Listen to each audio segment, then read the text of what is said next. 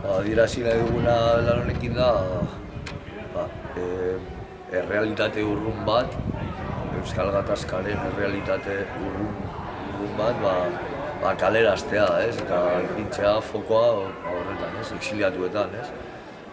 Beti izan diren tabu bat modukoa, edo beti ezin izan da hitz egin beraietaz, eta bada ordua bai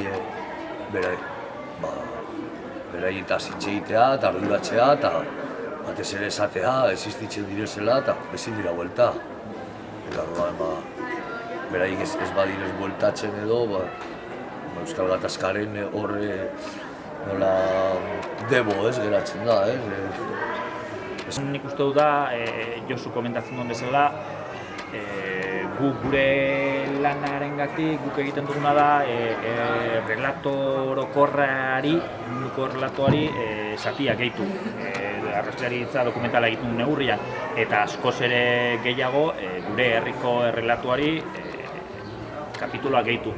Eta argi gendun, Josu esan duzela, islarien zatia edo islariena bai gelditzen dela oso aparte, ez dakigu ezer, ez dugu ezer galdetzen, oso tabu bezala gelditu da, batzutan ahaztuta bezala, eta ikusi genduen momentua horreri pixkate eskua sartzeko, eta hori da, ez da, pixkate adierazi hor daudela oraindik, batzutan ematen du gauzak bukatu direla edo, eta ez ikuendi badagoela jendea hor barrena, badagoela jendea ez dakigula nun eta nola dabiltzan, eta pixkat hori plazaratu eta hori ekartzea jendartera, ezta?